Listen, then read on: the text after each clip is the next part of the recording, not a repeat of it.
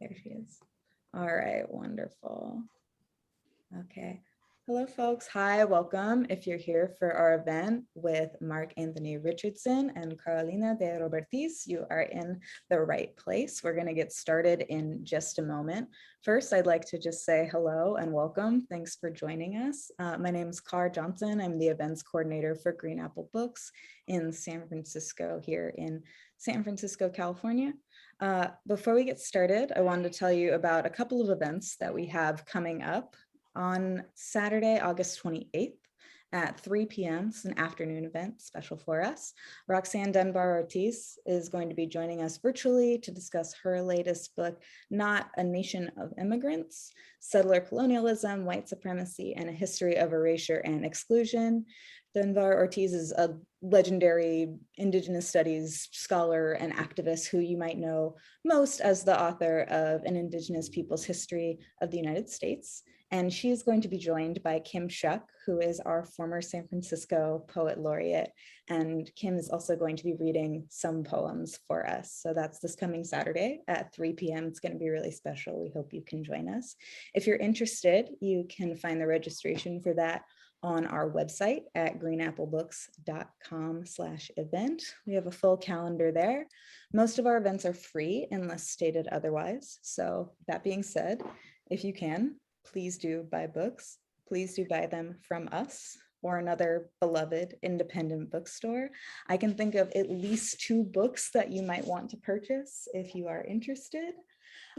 So if you've been here before, you may have heard me say that when you buy books from us, it not only supports us in putting on events such as these, but it also supports the authors who put so much of their heart and so much work into writing these books, and then you get a book out of it, which is pretty great. So if you can, please do buy books. And I'll also put the link to Marc Anthony's book in the chat as well. I wanted to let you know that we are going to have a Q&A portion at the end of this evening. So you can enter your questions at any time, depending on what your screen looks like. It'll either be on the right side or the bottom of your screen, a little Q&A box. You can enter them at any time, and we'll get to as many questions as we can at the end of the hour. So without further ado, I'd like to go ahead and introduce the authors that are joining us this evening. First, a writer of Uruguayan origins, Carolina De Robertis is the author of 5 novels, including most recently, The President and the Frog, as well as Cantoras. She's received 2 Stonewall Book Awards, an NEA Fellowship, and numerous other honors. Her books have been translated into 17 languages. De Robertis is also an award-winning translator of Latin American and Spanish literature and editor of the anthology Radical Hope, Letters of Love and Dissent in Dangerous Times. In 2017, the Yerba Buena Center for the Arts named her on its 100 list of people, organizations, and movements that are shaping the future of culture. She teaches at San Francisco State University and lives in Oakland, California with her wife and 2 children. Please do join me in welcoming Carolina De Robertis. And last but most certainly not least, Marc Anthony Richardson is an artist and novelist from Philadelphia. Year of the Rat, his debut novel, won the Ronald Sukenick Innovative Fiction Prize and an American Book Award. Richardson was also the recipient of a PEN America grant, a Zora Neale Hurston Richard Wright Fellowship, and a Vermont Studio Arts residency. He received his MFA from Mills College, taught at Rutgers University, and currently teaches at the University of Pennsylvania, where he is the recipient of the 2021 Sachs Program Grant for Arts Innovation for his novel In Progress. We get another novel out of him, yay. His novel In Progress, The Serpent Will Eat Whatever is in the Belly of the Beast, for which he also received a 2021 Creative Capital Award. He will be a writer in residence at Rhodes University in Grahamstown, South Africa, and his novel, Messiahs, is the reason that we are here this evening. So please do join me in welcoming Marc Anthony Richardson. Yay. Thanks, folks. Thank you so much. Thank you so much. Thank you. Thank you so much for that, Car. Thank you so much, Green Apple Books, for hosting us, and to everyone here for coming. Hi, Marc Anthony. Hey, Carolina. Hi, it's For so those good. who don't know, we know each other from way, way back. Yes, yes. So it's good to see you again. So I was thinking about it today, preparing for this evening and this celebration that I'm so excited about. I was thinking, how long has it been? And it was 15 years ago this month, actually, that we met. Wow. Because yeah, it was August because you were joining the Right. MFA program. I was starting my second year at the same MFA program. And we sorry, I'm having a family moment. So You're a mama. yeah, it's happening in the middle of things. Yes, a mama. Thank you for understanding. So we met 15 years ago at our MFA program, and there was just a lot of community from classes together to even after graduation being in writers groups and partying together. I think the last time we partied together was to celebrate your American Book Award. Yeah. Right? Yeah, that was amazing. And we had to, break bread, right? Yeah. So there's a lot of community and a lot of love, and I definitely have deep admiration for your Bay work. Area is my second home. That's like I've been bi-coastal since I was 17, so it's always Wow. good to go back out there because I just feel like I'm just pick up right where I left off with everyone. So Yeah, we're one of you're those connected people. to the Bay, Yeah. right? You're Say hi to connected to Pam the too Bay. for me. Yeah, I will. Yeah, so a lot of community and a lot of community connection, and it's nice to make that visible. Oh, hi, Janice, the Jesus in the chat. Good to see you Hi, both. Janet. Love to see people from the broader The Mills writer community. Mills family, Mills College. Yeah, and also everyone listening or even watching a future recording, like just really affirming that widening circle of community in which this conversation gets to take place. Yes. Thank you for everyone for showing up, and thank you, Carolina. I really, really appreciate this. I really do. Well, I am absolutely delighted to be here with you tonight and to celebrate this book. And I had heard about the book as you were working on it, but reading it, I was really struck by it on so many levels. Just really, I want to thank you for writing such a gorgeous and also very important book. It is really a great accomplishment. And I just really feel that this book explores the intimate and interior cost of incarceration in a way that we have absolutely never seen before in our culture or art making.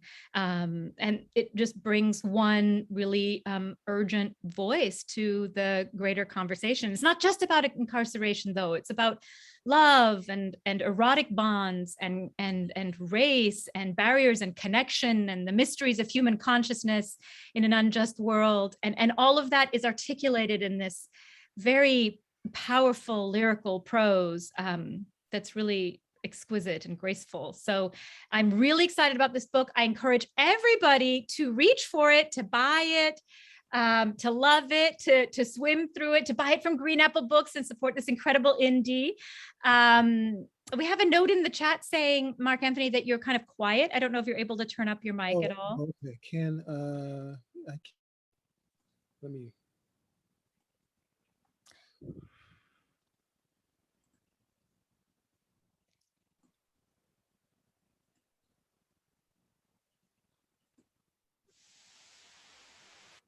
Okay. Is that better or same? Is that better? That sounds good. That sounds good to me. Yeah. Yeah. Yes, thank you for doing that. And thanks everyone for bearing with. If you have earbuds, maybe pop them in. But if not, do you, I do somewhere. okay. Great. That would be great, especially because I was going to ask you if you would read to us from this book, so we could hear the voice of it, and maybe from there we could talk about it more. Yes. Is that better? It is better. Okay. All right. Cool. All right. So you like for me to read now? Yeah, that'd be awesome. Yeah. All right. I'm going to read from the beginning of Saya's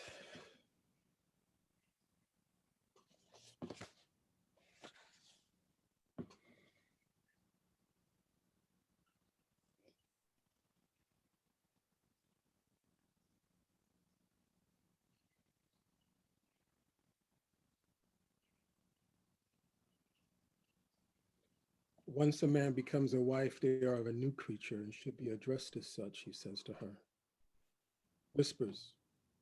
For women listen for whispering men. For their fathers with the force of a folk tale and the black at their beds at night in the cabins of North Country. A northeasterly tryst for this woman of Asian and this man of African antecedents, both birthed in this modern American state. One of the 5 that has embraced the proxy initiative. Whispers with those coy wolves crying outside now in the snow, after conjuring the couple of men on the row with him who had just severed their scrota. Anathemas for the death house. No, she does not know why he's thinking about this, she thinks. Yes, she knows why he's thinking about this, she thinks. The quail eggs at supper, the white plate, the spilled wine upon them, and the astonishing effect of red on white. And then the way the scrota lay them in single white cells at dawn. Not like shaven little skin sacks, with their testes attached to their tunicae, but like bloody little newborn rats. But before this, the screaming and the adrenaline, the quiet stench of iron in the air with this fortitude it took to stay standing, just long enough to sever and to shove yourself through a slot. Their spermatic cords sawed through by blades extracted from daily safety razors, by miscellaneous bits of metal, by pork chop bones or the plastic handles of toothbrushes ground down on the concrete for cutlery. For he saw all 4 rectangled 2 at a time, and each sack all bloody and burgundy in his hand mirror after his forearm shot through the feast lot of his single white cell at dawn. Vertical bars in the square above the slot being too close together to squeeze a forearm through, akin to a cashier's window with more spaced apart bars around the window sheeted with white metal mesh, as it was with all the cells and is still. White blood cells. His acrylic shaving mirror angled downwardly and just right to reflect the reversed and inverted images onto his retina to be righted by the brain. For first, the mirror was facing the northeast, then the southwest, and then the northeast again, with each time needing to be handled by the opposite hand. For they were on either side of him, these men, and he was between them. Testis, witness. Yet testis unus testis nullus. For you would need another to cooperate this side in your head. For the testimony of one is to be disregarded unless corroborated by the testimony of another. But there's no video surveillance, no way to catch the guards doing what they're ordered to do. Only the other hand mirrors looking out on the road with you. So then fucking Christ, one of the guards cries, above a plash of footgear. For this guard still cries in his head as they must have lain there, these 2 crimsoning men inside the leukocytes of their separate cells. A melody side either side of him. One white and one black and both outrageously stark naked. Prostrate or face up on the concrete. Coolness against the red warmth rippling out and with their cocks now monstrously clitoral. But as he is saying again to her that once a man becomes a wife, they are a new creature and should be addressed as such, she is already in the kitchen in her mind and later in her body because she can't stand to be in bed with him anymore. Because there's a shitty kitchen in my belly, she thinks. The wine and the excuse for giving him my bed, and I must need to organize this shit, she thinks. Fueled by the burgundy while cutting on the lights, with hope and with scrubbing and holding my boy up high by the waist to wipe his little Buddha. I need to dunk my hands in water. I need to fill this fucking kitchen up with scalding hot water, this sink. I need to go outside and stoop in the snow and plunge them in, hold them in, and then rush them into this sink. Oh God, the hum in my hands.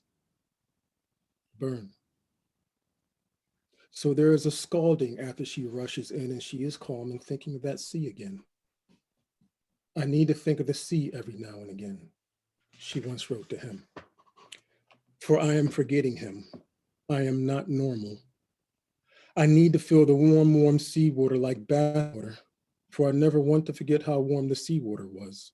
Like bathwater, she wrote, to lead up to her, to explain her. For it had been over a year and a half then since she's seen any ocean or her at all, her mother.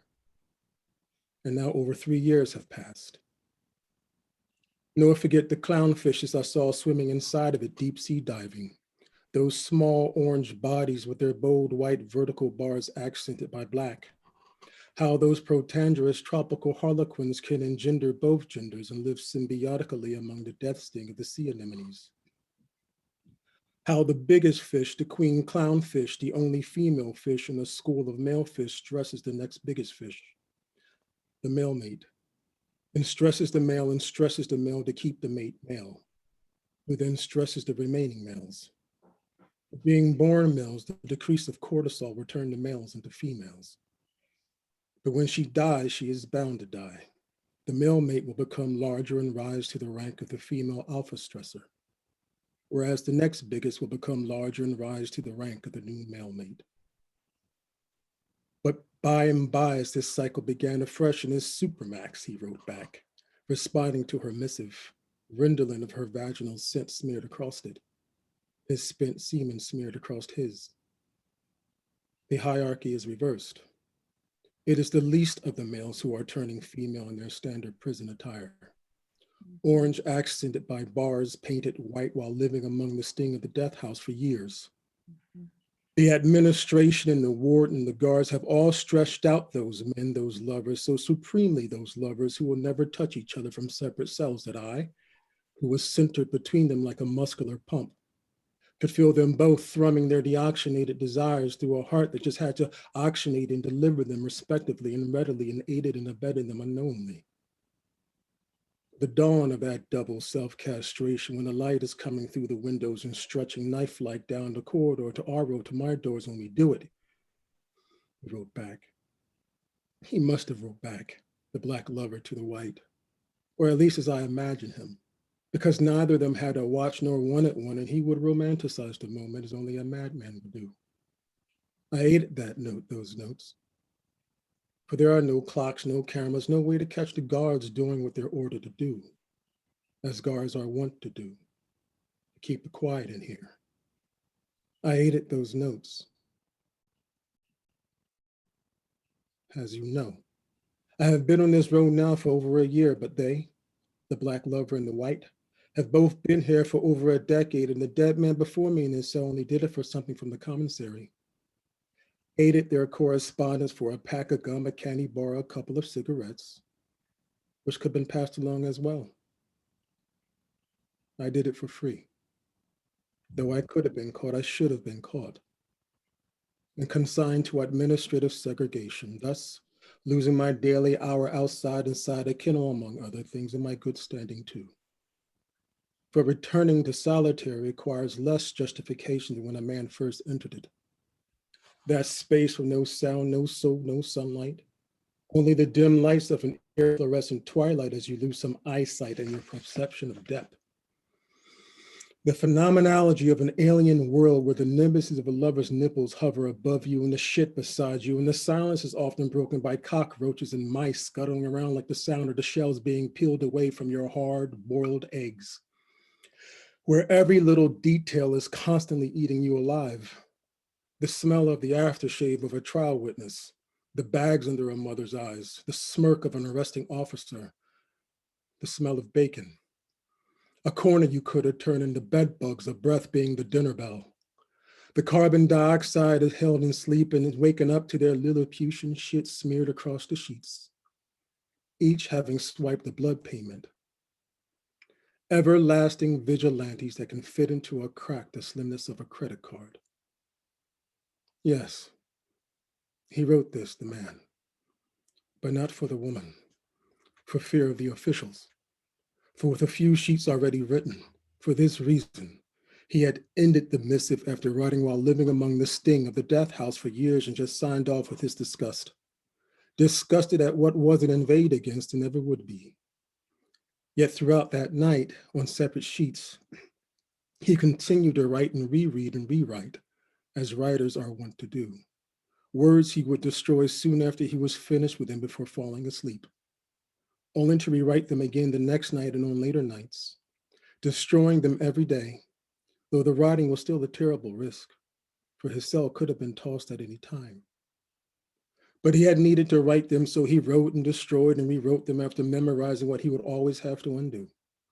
as prison writers are wont to do. Kept writing from memory, the administration, the warden, and the guards have all stretched out those men, and so on and over those words that will never be sent. Only torn up and flushed away again and again. And so, yes, I helped them. I helped them with those notes. I did it for myself. I did it for this solitude, this schism of the heart, and the week before I did it, the week before they did it. During any one of our note passing moments, they were always less than 15 minutes away from being caught and kept whole men, these men, the black lover and the white, who will now be removed to separate supermaxes once their bodies stabilize, having gone through their hemorrhagic shocks, with that black brain suffering the blood lack the most. Yes, less than 15 minutes away from being caught and kept whole men, these half men who didn't want to become whole men again, but wives to each other, who would have severed their sexes entirely had they not fainted. Or at least that's what the meme is, I hear, on that whole superhighway to half-truths. The gospel of the new World Wide Web, the gossip of that guard, perhaps, the one who first found them and shouted, "They cut off their balls, they cut off their balls." The nigger and the redneck. Why are the men who are in love with men always and only news when they are deviant or aberrant? Some think they're just trying to get off the road by feigning insanity. But only the incomprehension of the nature of your crime in connection to your punishment can do this, which, for a psychiatrist, can be damn near impossible to prove. I think they just want to be whole again, for they believe they were. Yet when the white was fitted for a suit, the linchpin was pulled. A guard was sashayed down this row every 15 minutes. For every 15 minutes is the standard. The watch before the death watch cell. The holding cell of the off-site facility serving signed warrants where the white was to be transported. But I still passed along those notes between those times sometimes, those watches, and maybe even once a packaged hoard of painkillers to prepare the other for the pain. Or maybe that razor blade for the white. God knows how he got it. Pass along those notes for the last week they were to be together. For no one can talk along the road, and an echo can carry you away on a gurney if you want. The sounds of the standard televisions and radios inside the cells, for those who can afford them and are in fairly good standing, are suppressed by near defunct headphones. So there are only footfalls and flushes and farts and snores and coughs and sloshes and trickles and drips. And after a guard would pass by and his footsteps had faded away, one of the lovers would stick his acrylic shaving mirror through the feed slot to scan up and along the row. For our arms are not only blocked by bars, but by white metal mesh. And once the coast was clear, he would take up a long piece of yarn wrapped around a weighted note and would wind the other end around the forefinger and whisper for me. Then reach out to swing the weight over to my slot where I would snatch it and swing it to the other lover, after whispering for him. And then vice versa later. A pack of gum, a candy bar, a couple of cigarettes. All had passed along this way, possibly even permitted by the guards, the lax ones. But it has been a week out, and though I've been asked about it, I have yet to be connected to it. Nor do I believe I ever will be. For that guard is gone. The one who first found them, a lax one who had handed out to everyone other than the white lover that day those daily safety razors to collect it later. Because maybe a few days before this, the white had distracted the guard and was not just cursing him without a care, from checking and seeing that that daily safety razor, the one the black was handing back to him, was missing his razor blade. Maybe he, not me, had helped him with those notes. For money from a relative of theirs, or maybe it was a trustee, an inmate in the warden's favor, who mopped the floors, delivered the food, retrieved the trays. For now, one's been replaced by another. And of course, they could have communicated in codes through the ventilation vents in the rear, though not so effectively. During the day when the guards will converse crassly or after they yell up, mail up, chow up, shower up. For a rower, for we are always undertaking this awful rowing toward God. Is always alone in the day room or in a stall, the communal kennel outside for his 1 hour a day, 6 days a week. He eats alone. He sleeps alone. He fades away. But not before he would whisper. So I aided them, as did the man before me. With the bosom of a Jehovah, Jehovah always called by the guards here as jeer. Jehovah, Jehovah, one can call along the corridor. Outside this row. And an echo can carry for a year.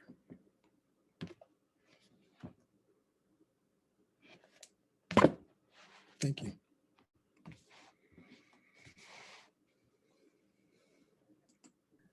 You couldn't hear me clapping. I was muted as you read.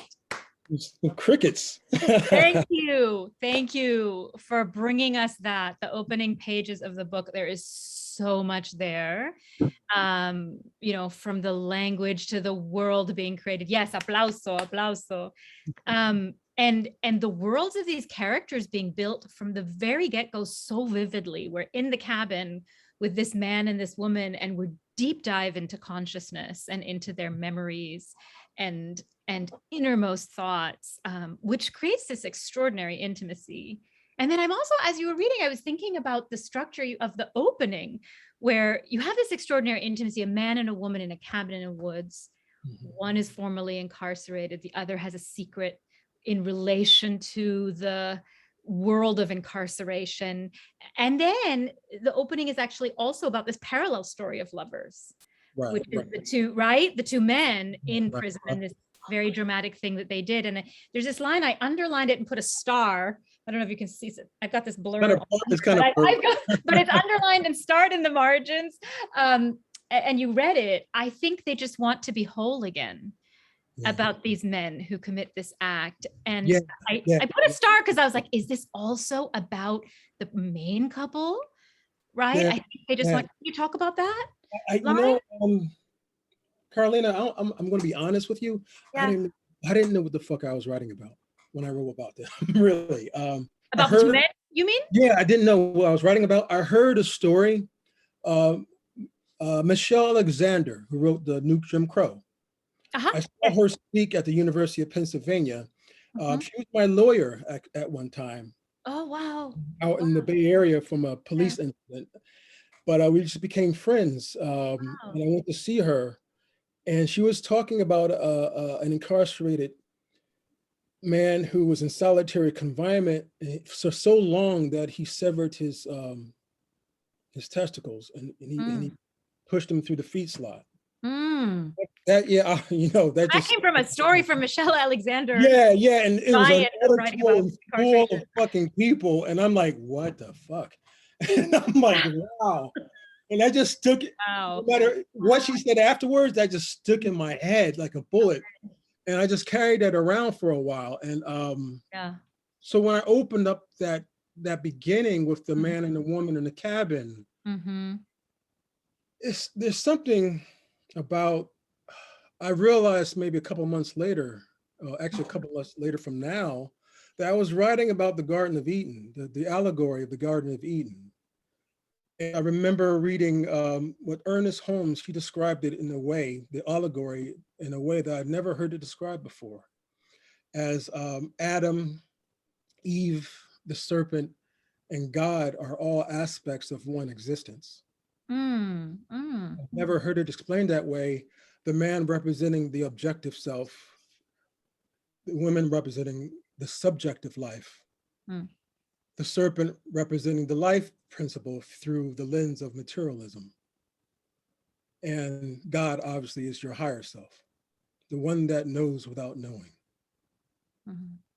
And when I got to that phrase, those lovers in prison, there was something beautiful about that, because when he said, I just think they want to be whole again. And the whole idea of being cast out of the Garden of Eden because of eating from the tree of good and evil. It was an allegory and symbolic language, meaning that you will have the illusion, you will live the illusion that we're all separate, Mm-hmm. that that we aren't all one, and that the garden representing abundance. It's so interesting to hear you talk about the content of this book as in conversation with that mythos of the Garden of Eden, because of the setting too, right? It's this cabin in the woods, and I want to acknowledge you are in the woods right now. Well, not too far where I actually was when I was inspired by the story. Yeah. And it was like, man, and also it was like, man, I want to write a 1-paragraph novel, but I just don't have the context of it. Well, it kind of just was natural for me to write such long, dense prose because they're in this cabin for the whole winter. Uh-huh. And not even focus on their trips to the university town. Mm-hmm. Everything on the cabin inside this forest that has a voice. And this cabin has a voice, has a personality. Mm-hmm. And allow the reader to be, there's the man, Adam, Eve, and then the narrator is God. Mm-hmm. And the serpent is their belief in separateness. Mm-hmm. They keep eating from the tree of good and evil, that belief that there's division, the illusion that there's division. So it's such a wonderful place to work things out in a cabin in the winter. Right, because it's winter and you're in there. So then there's a narrative compression to this book that is so beautiful, right? In terms of, and it's sort of powerful architecture of having all of it take place in this cabin, and then in these two people's minds or with some fluidity to the point of view, but these two people together and all of their memories and thinking and consciousness, but really compressed. Yeah. That is really, that is really a beautiful structure that really holds all of this depth. Sometimes constraint can allow for a kind of infinity in art making. Exactly. Right? I love that. I mean, I've discovered it through just living life, and I was in so many uncomfortable situations, living in ghettos to being in jail, where you're in such confinement that you find that you're the most creative. The ground is the most fertile in times of so-called crisis. Yeah. You can have such clarity in crisis as long as you are not attached to the outcome. Yeah. You can see everything. And this format and just being in this tight, confined space and trying to see how I could sustain this narrative voice in such a format that the reader you're going to feel claustrophobic. But that's part of it, right? That's part of the experience and part of the meaning. I mean, one of the ways I put it with students. It's part of the trauma. Yeah, it's part of the trauma. Yeah. Yes, absolutely. One of the ways I put it with students is that formal decisions are decisions about form in writing are at their most powerful when form mirrors content. Right? If we're just trying on a technique to be clever, I mean, that's interesting for an exercise, but the power comes from the content, the meaning, the themes, the voice being connected to and merging with the formal decisions we make, right? So the trauma. Very organic. It wasn't decided. Yeah. It was very organic. It came forward organically. That was one of my questions. Yeah. How did you come to it? I was actually, I'll say it. I was actually homeless when I wrote the first 10 pages.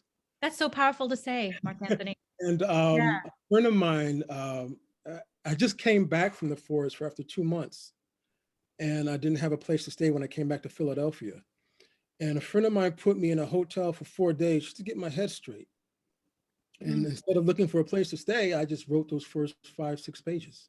Wow. Yeah, most people would look for a place to live. But subconsciously, I was looking for a reason to keep going on. Well, you're an artist, so that in a way that is survival, right? I mean, that is the way. I needed those 6 pages because it gave me the impetus to get to that next step, and to have the passion. Yeah. I needed a renewal of passion immediately, and it did that. Yeah, it's something about being in a crisis situation where you don't know how this is going to end. So you sit down, you don't think about any of it. You just let it all pour out. Mhm. You don't censor any of it. You don't figure out form. And it just literally came out all as one big flood. Wow, There's that's a, yeah, amazing. there's And an it image. has that feeling of intensity. Flood, it's because I was thinking about the prose You and know, I was the deluge of yeah, emotion. And so the deluge. water flooding, and the everything was Yeah. always kind of I love when juxtapositions naturally occur throughout the narrative. Hot and cold, winter, Mm-hmm. summer, Mm-hmm. frozen Mm-hmm. water, river, it's just amazing. I love that. So yeah, it was definitely something that was organic. I try Mm-hmm. to talk to my students that you don't, when you're writing, I know you feel this a lot. You get that gut hurt, that pang in your gut, and you're like, I really don't want to write about this. Uh-huh. That's Uh-huh. exactly where you should go. Agreed. I You resonate know, with that. that's Yeah. Yeah. There's because it's there's gonna be power in something. it. Mm. Yeah, it's like something inside you say that's that. If you feel it, Mm-hmm. Mm-hmm. everyone else will feel it. Right. That's Right. universal. Right. So if you don't have that soul, you could be very technically sound and you write really beautiful words and you can Mm-hmm. words Mm-hmm. in a beautiful way, Mm-hmm. but energy or life force Yeah. that the narrative blooms from, Yes.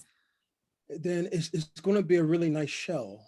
You may Yeah. make a lot Yeah. of money, but it's, Right.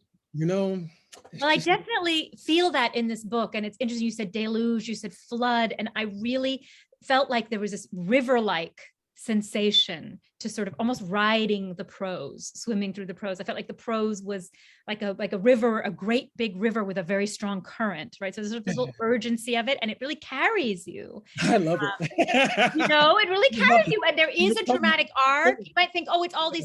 these people being in their minds, but there's so much at stake in the conversations they're having and not having that there's a real sense of urgency.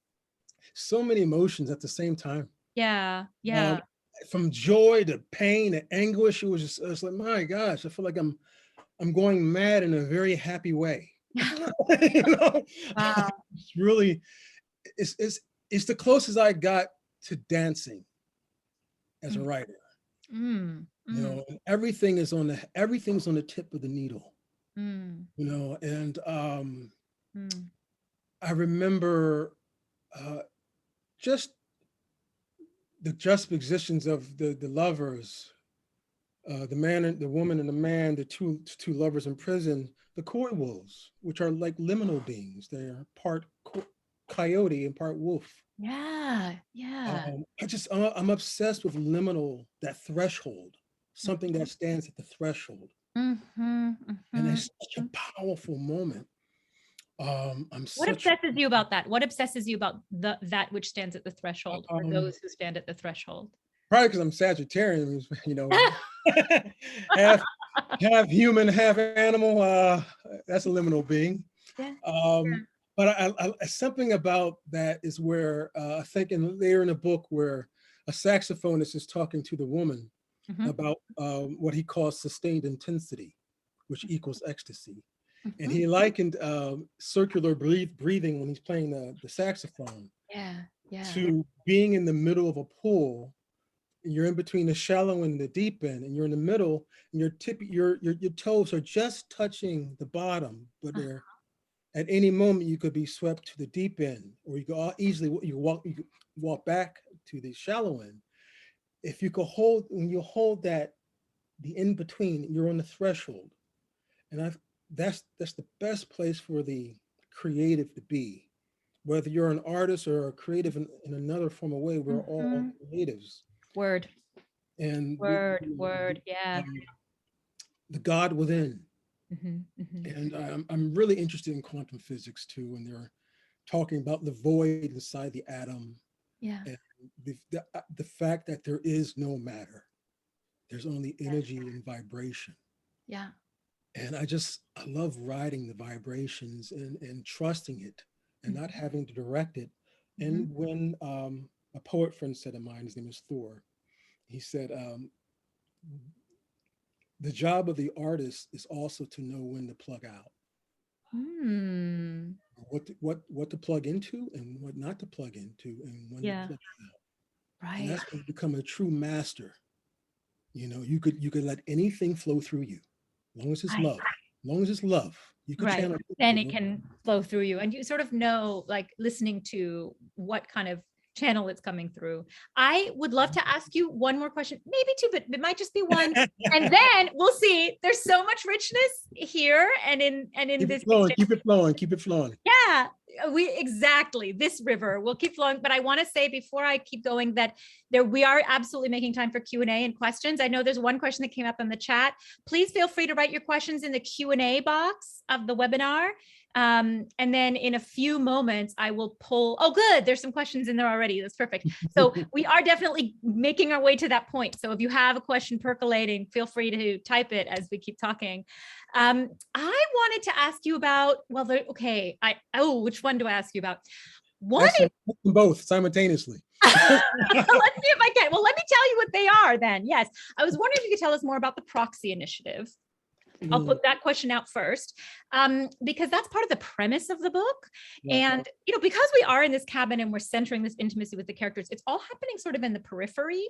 And then little details about how the proxy initiative is working out there in the world are just sort of come at us, but it feels incredibly well formed and fleshed out. This idea that we're in this kind of dystopic, either near future or parallel United States, where in certain cases, offenders in capital punishment cases can have other people serve their time and get executed by the state on their behalf who are their immediate family members. So the main character, the man we heard from, is, just came out of prison, and he had been in prison for his nephew, who was actually innocent of his crime. So there's this whole intense carceral experience so you are working in a parallel reality in a way that I think is really profound and has volumes to say about not only prisons and our carceral state, but about carceral culture and reality. And then the other question, maybe they can actually swim together, because the other question was about carceral thinking. And as I read the work of abolitionists and Black liberation activists and thinkers, there's this really powerful way that many are pushing on the idea that if we're going to abolish prisons, or if we're going to have a society where more people can be free and have their humanity recognized by the systems we inhabit, we need to undo carceral thinking, and that's not just about prisons and criminal justice, but schools and the way we think about punishing and how we dehumanize people. And I thought of that again when you brought up the snake and this illusion of separation. I was like, oh, is that connected to carceral thinking, the illusion of separation? So all of that's a lot of question, and you just kind of say what you want to into that. To be quite honest with you, I am still learning what it means. I did not know what it meant, the allegory of the proxy initiative. And I'm still kind of figuring out what I was saying with it, because I don't know. I guess that's the best part, because you don't write about what you don't have to write about what you know, you write about what you want to know. Yeah. What you deep down, we always say deep down, deep, everything is known within the universal mind, and everyone is in the universal mind. We connected to everything, everything. And the proxy initiative was, let me just say, it was so fucking hard to be alone to figure out how this is going to actually work. Because I had no one to ask. I had no one to talk to. It was just me trying to figure out, all right, so obviously this can't work if I don't do this and that. But thank God for Amy Donnella. She's a death row attorney. I think she just retired early this year.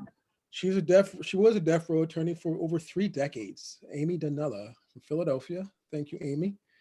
And Eric Montalinsky, who shared with me, it was brutal to hear. All our conversations were just brutal, at least from my end. So I laugh because that's how I deal with things sometimes. But I hear you. Yeah, after writing this, I gotta, like, every time I have to finish writing, I gotta watch some cartoons or something. Because some old Bugs Bunny cartoons always light me up, because it was such an intense thing. And writing about the idea of, I'm obsessed with altruism and empathy. And how do I pull off of, why would a society, or why would anyone in society, whether they're just a religious group, would want to pass a thing called the proxy initiative? A lot of it is ambiguous, but the major, as you know, as a novelist and writer, we need a way in. We need a way in. Yeah. And I needed a way in, and the way in was a scenario, what happened to the woman that set her on a path to connecting with the male. I don't want to give it away, but it was what happened to her, and then that was the way in. And I was posing the scenario to. Yeah, and her character is also so incredibly rich. We might not get into it today, but yeah. And I was concerned on how do I write from perspective of a woman, or a perspective of each Asian woman. But then you have to just throw that all out, because everything is known. Everyone, you can connect with anything, because what you're writing about is not just the body and the experience. You're writing about the spirit. You're writing about the unseen. And you can tap into any character if you're dealing with emotions and dealing with the energies and the vibrations that are being presented to you. And your job is just to write it. It was nice to literally write this whole novel from page to page to page. I didn't jump around. I literally wrote it from page to page to page. Going, what John Cassavetes says, he's a father of independent film in the United States. Each scene shall grow out of each scene shall grow out of the previous one. And you'll know what the next scene should be, because you'll just know if you write every page with emotions, it's going to end up being so complex without you even trying. And they do, these scenes really do. They really do grow out of each other. Very thematically, and the sort of the beats and the rhythm of the narrative ramify in there. Yeah, absolutely. It's crazy. But I could have kept going, but it was like, no, this is a good place to stop. Okay. Well, it's like, okay. I mean, okay. Like, you just listened. Okay, this is the place. Like that instinctive kind of listening and relating to the work, and kind of, it seems like putting your intellect and consciousness and being in service of the story and of the work. I mean, it's interesting to hear that you yourself are in a space of mystery to some extent about the Proxy Initiative, but what you knew was that it was the urgency, and it was the story to be told. It definitely felt like it resonates in very powerful ways in terms of being a parallel universe that holds up a mirror to us in our world, as we know it, about what is justice, what is guilt, what is carceral thinking, what is it to be free inside and outside, systematically or spiritually. All of these things are really wrapped up in that journey very powerfully, and I think it's a very unique there was vision. Something that Darcy Denigan, hi Darcy, if you're watching, she mentioned it reminded her of Clarice Lispector's questions of how do we unself? How do we unself? Absolutely. How do we unself is so in here, and so is a cockroach. And okay, so there's so we can't get all the way into Clarice Lispector.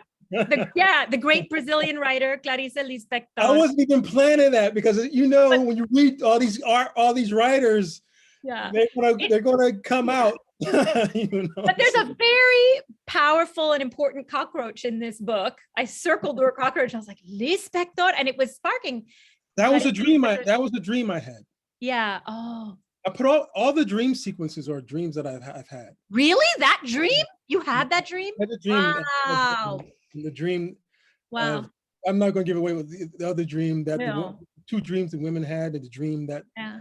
the man had, and I just had them in my little moleskin notebook for years. Oh, wow.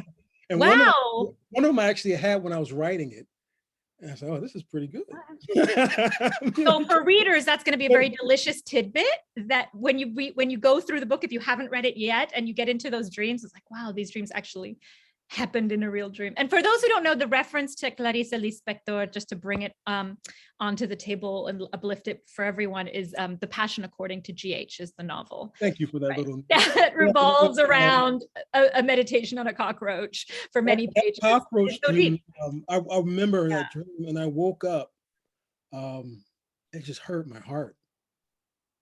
It really, but Yeah. then not in a negative way. I woke up and I was like, man, what the hell was that?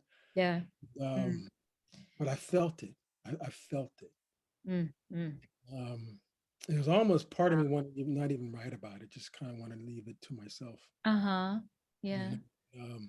And the dream of at the end of the first chapter, I had that dream, but Wow. that was my father. Oh, wow. And at that moment, I was pretty much drinking myself to death. Oh, Marc And Anthony. that dream. I'm glad you didn't succeed. I had that dream, and I woke up. I'm like, no, fuck that. I'm like, the liquor. I'm like, man, I'm good. And I had that dream. You'll know, because what he said to me in that dream, I'm like, no, I'm good. No, I'm good. No, I'm good. And Here you are, living to tell the tale.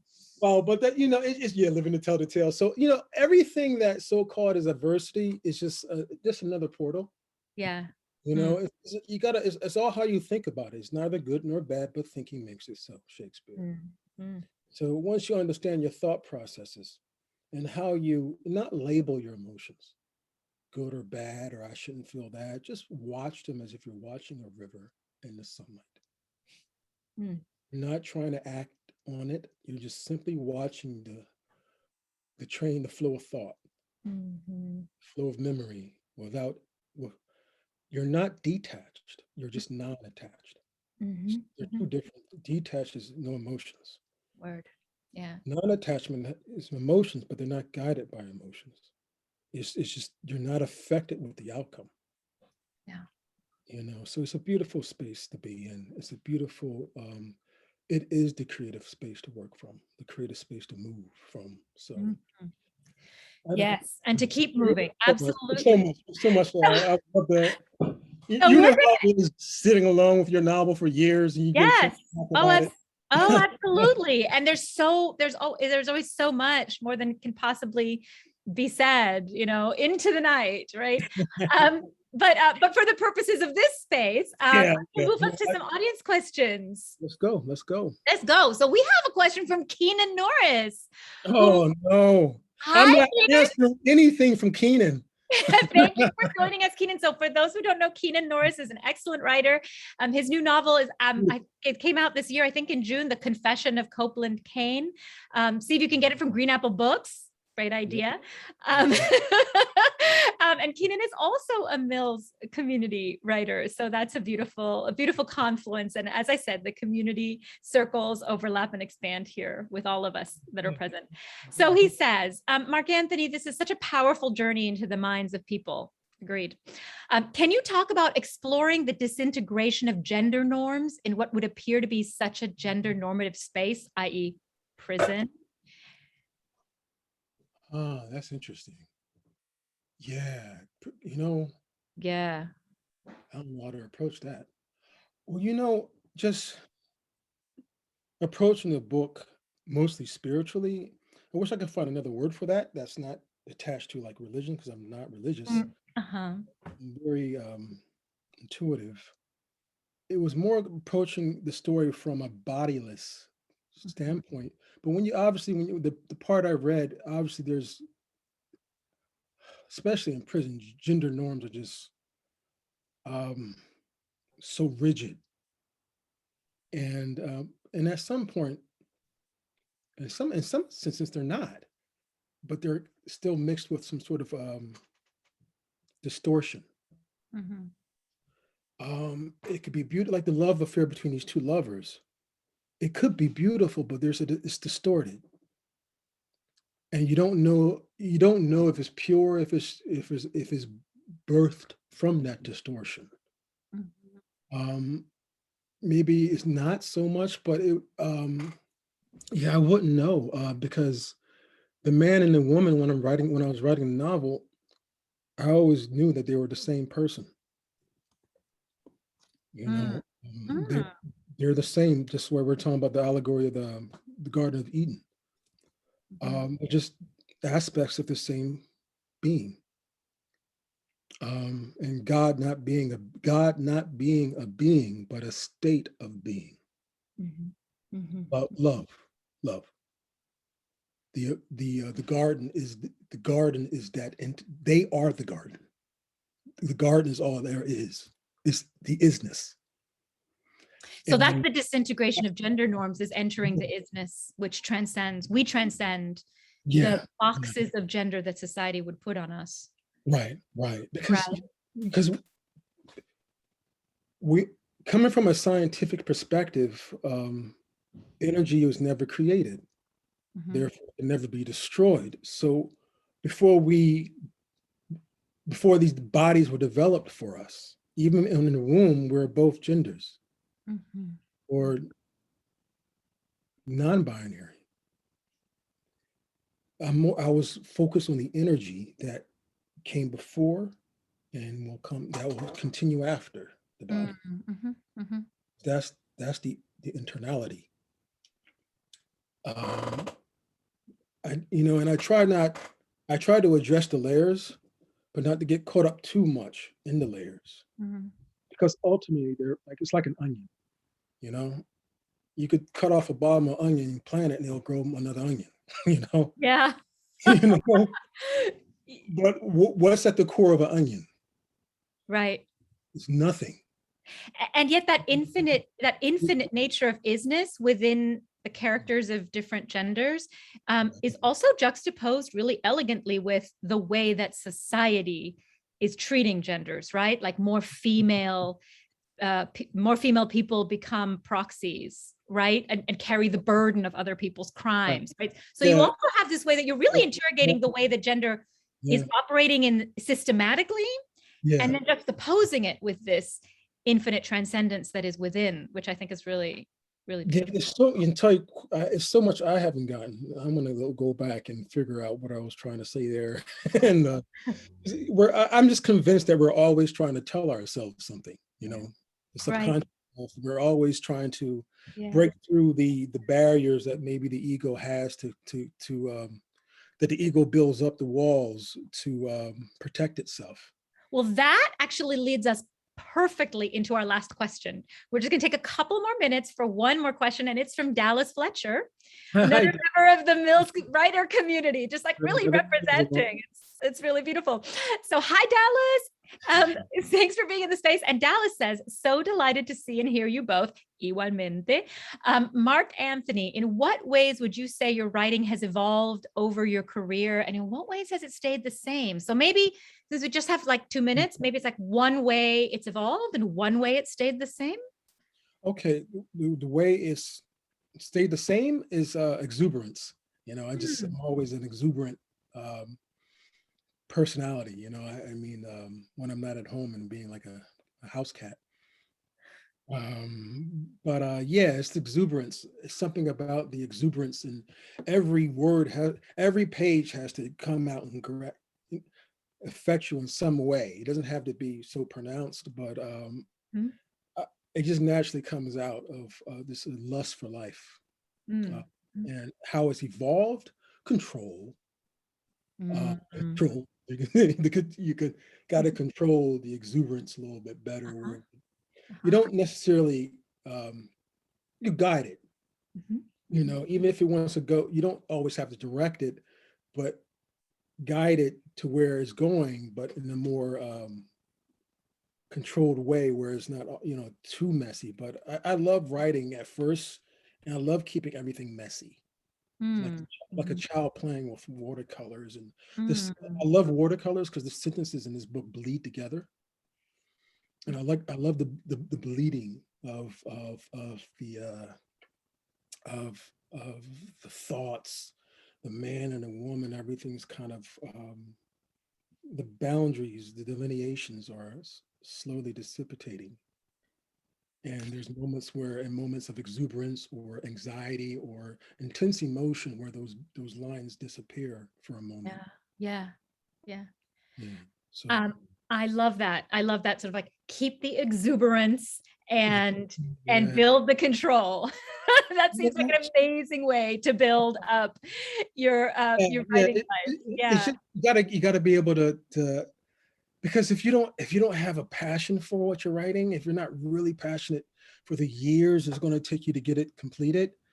I'm even more passionate about this book than I was when I first started it. Mm-hmm. And I just love that because it's so real to me. It's so real. And I actually attracted those lawyers after I started writing it. So it's like the field of dreams. If you build it, they will come. That they actually came. I see that. I would not have been able to write the legality parts of this book.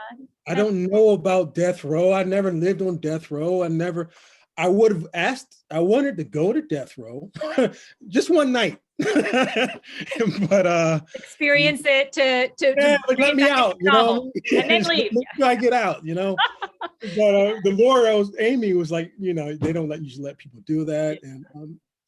And she was just so helpful in the details. And I did not know that you could be on death row simply because they don't have the medicines. You could be on death row for years just because they don't have the medicine to kill you. You know, I mean, there's so many details in this book that really bring to life the very brutal, grim realities of death row, even alongside all of the beauty and deep dives into consciousness and the mystical reality of being a human on this earth that we've been talking about. So it's definitely a huge part of the power. And I wish we could keep going and going and going, because is there one more question? What the last question is just, what woods are you in? This is Gabriella El Filio. What a wonderful name. Oh, I love the way you said it. What woods are you in? I switched into Italian when I said it. What woods are you in? I'm near Cairo, New York. Uh-huh. So I don't even know the name of the woods. I just literally moved here April the 1st.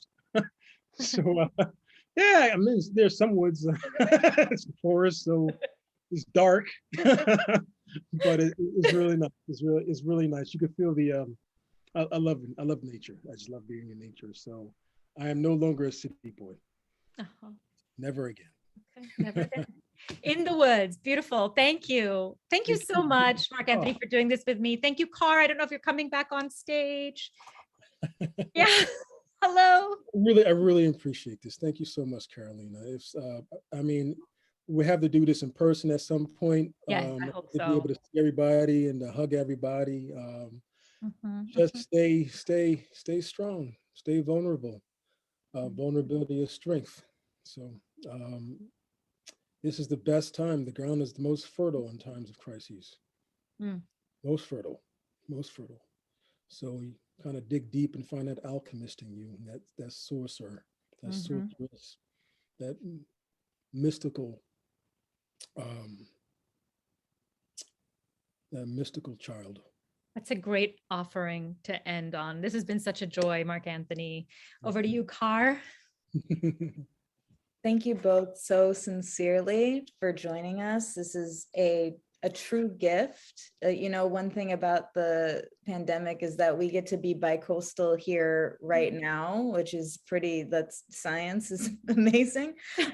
So I'm very grateful that this got to happen. I'm so grateful to you both for your time and your consideration and sharing your work with us, Marc Anthony. What a real gift. Thank you. And also thank you to all of you who are joining us. I would be remiss if I didn't share the link to Marc Anthony's book once more, and also point out just how beautiful it is. I like the product there. It's quick. I'm nothing if not a professional. So there's that. But I truly, sincerely thank you both, and thank you all out there for joining us. It was really lovely. Peace and blessings. Peace and blessings. Beautiful. Thank you both so much. Good night. Thank you both. Thank you all. Thank you. Thank you, Marc Anthony. Adelante. Love you all. Oh, grazie. Prego, Gabriela Belfiglio. Thank you all so much. Gabriella. Beautiful. Good night, y'all. Night, everybody. Blessings.